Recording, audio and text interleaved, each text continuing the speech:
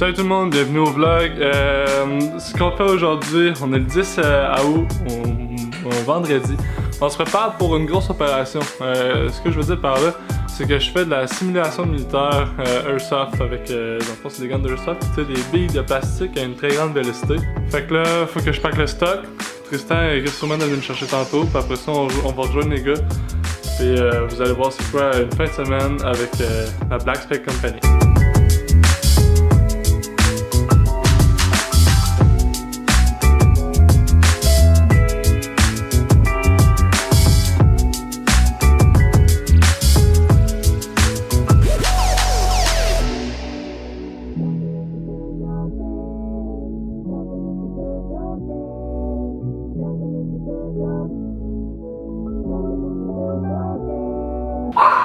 Le petit Triss est arrivé!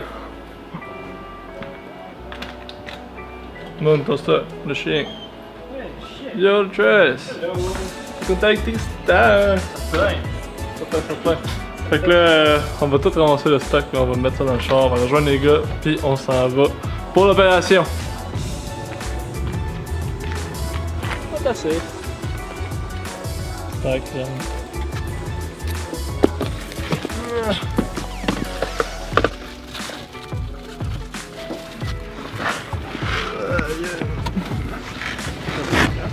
Ah!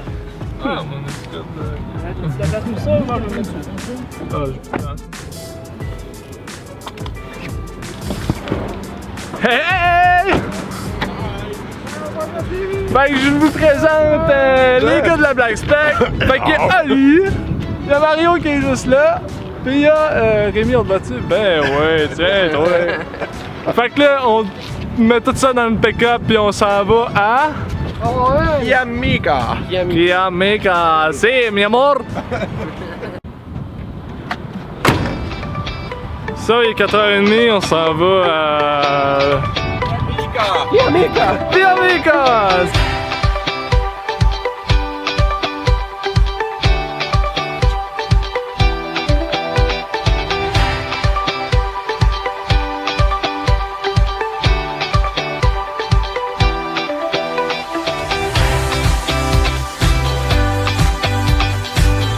Bon, on a fait un petit arrêt chez Aventure Airsoft Lanaudière. Aventure Airsoft Lanaudière, c'est un magasin d'Airsoft, of course. C'est le magasin qui commandite l'équipe dans laquelle je suis, la Black Spec Company. Fait que là, on va aller acheter des... C'est à Repentigny. Ouais, c'est à Repentigny. On va acheter des ration packs parce que sinon on va crever de faim. Puis on va peut-être acheter d'autres petits cossins. Fait que c'est ça qui est ça.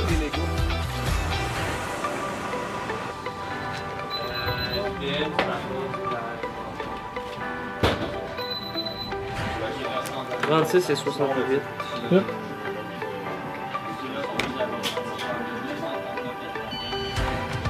Merci. Ouais, nuage. Ouais, salut. Merci.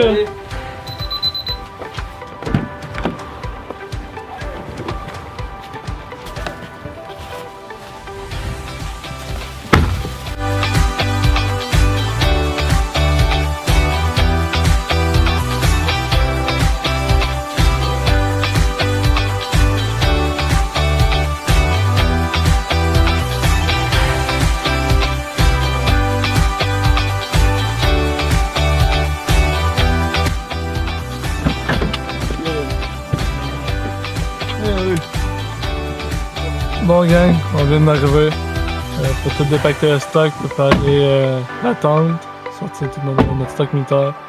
On se voit demain, c'est le jour J.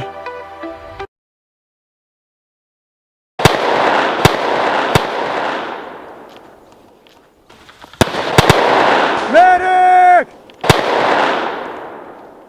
Mama and Papa were laying in bed. Mama and Papa were laying in bed. Mama rolled over, this is what she said. Mama rolled over, this is what she said. Give me some. Give me some. Give me some. Give me some. PT. PT. Salut tout le monde, maintenant je prends la relève, pas de musique. Dans le fond, je vais commenter la partie. Alors, ce que vous pouvez voir à l'instant, c'est la carte du terrain actif au combat. Vous allez voir, vous voyez en fait que 6 objectifs. Le but était de conquérir le plus d'objectifs possible, après ça les conquérir. L'équipe qui avait le plus d'objectifs jusqu'à la fin de l'opération gagnait. Comme vous pouvez voir, en haut à gauche, il y a notre HQ. Le HQ, c'est comme la place sécurisée de notre équipe. Alors, nous autres, ce qu'on a décidé, c'est de se rendre à l'objectif 4. Pourquoi on a décidé d'aller là? C'est parce que c'était une place stratégique. Comment qu'on pouvait détenir un objectif? C'était en y plaçant un drapeau. Comme vous pouvez voir, j'étais avec l'équipe 1-1, si je me rappelle bien. Puis, on a installé le drapeau. Par la suite, il fallait trouver la clé pour ouvrir les ammo box. Les ammo box, c'est des boîtes militaires qui ont des balles dedans. Un coup qu'on avait la clé, on ouvrait le cadenas et on avait accès aux balles. Entre-temps, on s'est fait attaquer par l'autre équipe. Alors moi, ce que j'ai décidé de faire, c'est de contourner, de flanquer par la droite. On appelle ça flanquer.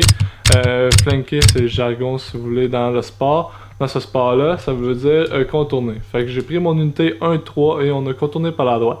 L'unité 1-1 a resté à l'objectif 4, mais avait un visuel de face sur l'ennemi.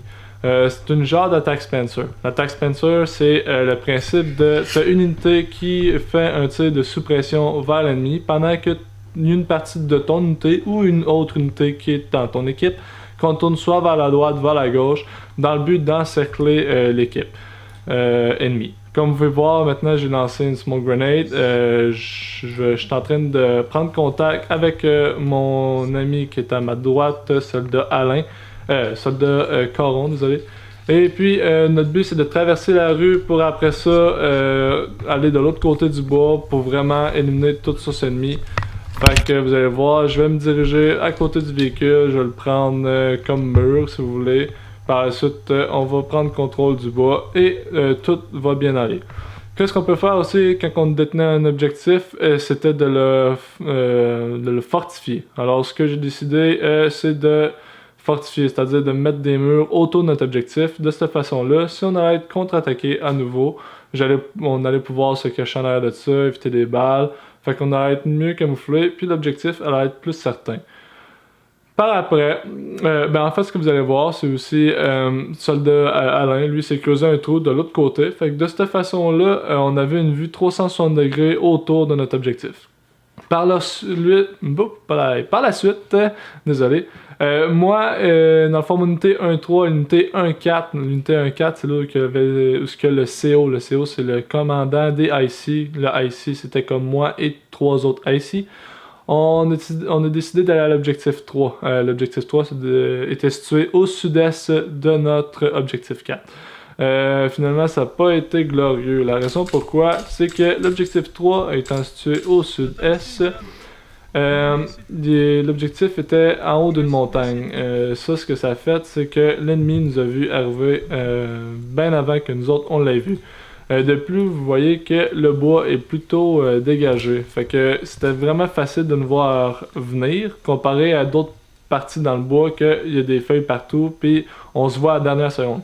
Vous allez voir, comme j'ai dit, ça n'a pas été super.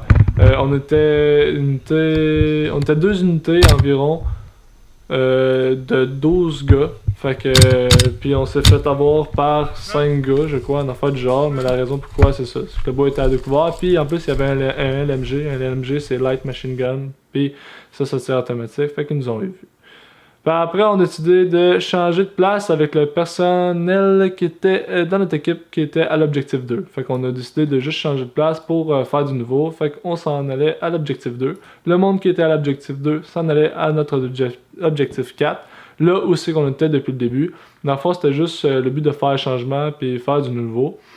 Entre-temps, vous allez voir, la nuit a tombé. Fait que là, il fallait se déplacer dans le bois durant la nuit. La nuit a vraiment tombé rapidement. Fait que même encore là, on se déplaçait pour aller à l'objectif 2. Par la suite, on avait tous nos sacs à dos militaires en arrière, nos plate carriers, nos vestes tactiques. Fait qu'on a décidé de se faire un feu dans le but de pas de se réchauffer parce qu'il faisait déjà extrêmement chaud, mais dans le but de se faire à manger et de se faire un café. Il y en a qui commençaient à être fatigués. Il était environ 10 heures à ce moment-là. Fait que on avait tous nos stocks dans nos sacs, fait qu'on pouvait se faire notre café, se faire bouillir l'eau. Ce que vous allez voir ensuite, c'est le dimanche matin. Comment ça s'est passé la nuit, c'est qu'on s'est relayé d'unité en unité, une unité qui allait dormir, une unité qui allait pas dormir. Fait que de cette façon-là, tous les objectifs allaient avoir quelqu'un dessus pendant qu'une autre unité allait dormir. À ce moment-là, on se prépare pour le dimanche matin. Notre stock est humide, mais c'est pas grave. On reçoit l'ordre d'aller à l'objectif 4, de retourner à notre maison mère, si vous voulez, on l'appelait comme ça, puisqu'on l'a eu durant pas mal tout le long de l'opération de 24 heures du samedi à 11h au dimanche à 11h. Et par la suite, on a reçu l'ordre du CO d'aller à l'objectif 2, fait que moi, IC, et un autre IC qui était juste à ma gauche, on était responsables de nos deux unités pour aller reprendre l'objectif 2 qu'on s'était fait voler durant la nuit, puisque on était moindre en personnel. Vous allez voir, dans le fond, il y a un de mes gars qui est à terre. J'ai décidé de lancer une smoke grenade pour que mon médic puisse le médiquer en sécurité. On était environ 14 gars contre 6 gars. La raison pour ça, c'est à cause qu'il faut toujours être environ 3 fois plus pour attaquer, puisque on connaît pas le terrain, puis ceux qui le défendent le connaissent. Ça a super bien été, on l'a eu. En fait, là, je vous dévoile un peu le punch, mais c'est pas si grave que ça. Là, on a décidé de flanquer par la droite. Finalement, ça a moins bien été que je pensais. Comme j'ai dit, flanquer, c'était contourné. La raison pour ça, c'est à cause qu'il y a des grosses feuilles d'environ... mais en fait, c'est comme de la broussaille, un genre de champ de 2 pieds d'épais facile. Fait qu'un humain peut se cacher là-dedans, puis ça donnait qu'il y avait un LMG là-dedans. Un LMG, comme qu'on dit dans le Airsoft, ça grêle. Ça veut dire que ça piche des balles à l'infini. Fait que j'ai deux gars qui se sont fait toucher. Par la suite, ce que j'ai décidé, c'est de revirer de bord, mais de laisser des gars à la droite du LMG. Fait que je suis parti avec ma squad et l'autre IC vers la gauche pour essayer de contourner le LMG. Fait que là, on est en déplacement, on essaie de se rapprocher un peu plus. Le LMG se situe environ en diagonale, en face à gauche de notre position actuelle. Ce qui était difficile de savoir, en fait, c'est de savoir sa position. Puisqu'il était dans des broussailles, puis en plus, il était habillé en vert, on pouvait pas vraiment savoir où c'est qu'il était. Le truc, c'était d'attendre qu'il tire, se référer à son bruit, puis de voir s'il y a des feuilles qui bougent, pour essayer de retrouver sa position. Vous allez voir ce Corin qui est juste là, qui est le médic dans mon unité 1-3. Il l'a repéré, en fait, il l'a tiré. Moi, pour être sûr, je continue à tirer parce que j'avais aucune confirmation à ce moment-là. Savoir si le Tango c'est un ennemi, savoir s'il était down. Alors, on a fait pas un tir de suppression, mais comme une genre de rafale, si vous voulez, d'un broussaille pour être sûr qu'il y avait toute source ennemie qui était éliminée. Par la suite, en fait, entre-temps, les unités 1-2 avec lesquelles on était, ils ont placé le drapeau. Alors, on avait possession de l'objectif 2. Entre-temps, moi, j'ai reçu un call par radio privée de mon CO qu'il fallait se diriger à l'objectif 4. Alors, j'ai laissé la partie de l'unité 1-2 et de l'équipe November à l'objectif 2. Et j'ai pris seulement mon équipe tactique de la Black Spec Company pour retourner à l'objectif 4.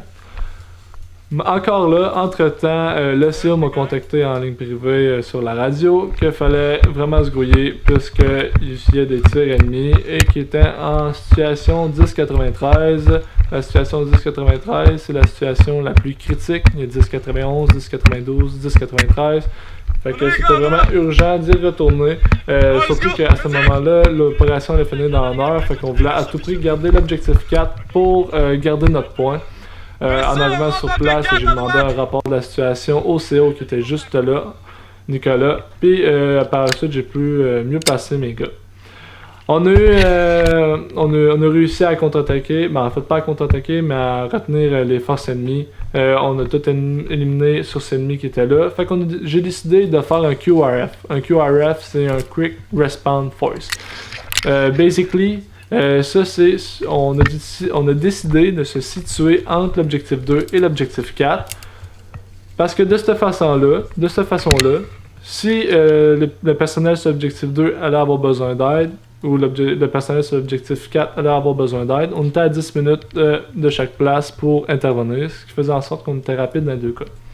À 20 minutes de la fin de l'opération, Nicolas, le CO, il m'a contacté pour aller faire une vérification, lâche pas Julien, pour voir si on avait encore l'objectif 1. Fait que avec mon unité de la Black Spec Company, on a décidé de se diriger vers l'objectif 1. Vous allez voir, on a eu un petit peu de problème par exemple avec la localisation. On s'est arrêté un moment, on est pour vérifier la carte, vérifier avec nos boussoles puis la carte où c'est qu'on s'en allait. Ce que vous devez savoir, c'est qu'un bois, c'est difficile à se repérer parce que tout se ressemble. Il n'y a pas, mettons, une bâtisse ou de quoi d'inhabituel pour faire en sorte de se faire dire, vous allez voir, l'objectif 1, c'est près d'une bâtisse. Là, la seule chose qu'on pouvait se faire dire, c'est que l'objectif 1 était vers le nord-est, si je me trompe pas. Alors, ouais. C'était un peu difficile de se retrouver, fait qu'on a eu besoin d'aide d'un gars qui est venu pour nous montrer un peu plus où c'est qu'était l'objectif 1 parce que lui était habitué puisqu'il était déjà allé, ce que nous, on n'était pas encore vraiment allé. Par la suite, malheureusement, j'ai manqué de batterie sur ma GoPro. La chose que je craignais le plus est arrivée. Le plus, c'est que j'avais chargé une deuxième batterie, mais la deuxième batterie, je l'avais laissée dans l'auto. Bravo champion! Fait que ce que vous allez voir là, c'est la fin de la journée, la fin de l'opération. Yes sir, l'OP est enfin fini. On sait pas si on a gagné encore, on va le savoir cette semaine. Là, qu'est-ce qui est prévu? Faut tout repacter le stock, on retourne à Trois-Rivières. Mais sinon, un petit merci à tous les gars avec qui on a combattu durant ces 24 heures-là. C'était vraiment le fun. Fait que on retourne à Trois-Rivières.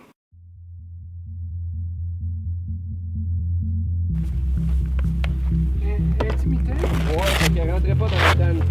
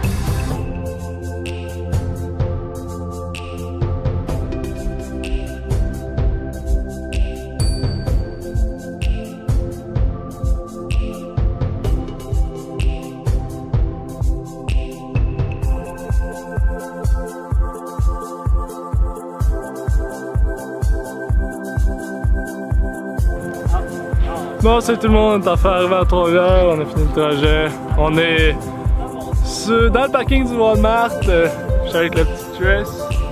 Ali ça va. Salut Ali, à la prochaine. Fait que moi et Triss, on attend nos conjoints pour nous chercher. Merci d'avoir regardé le vlog. À la prochaine gang. Yes!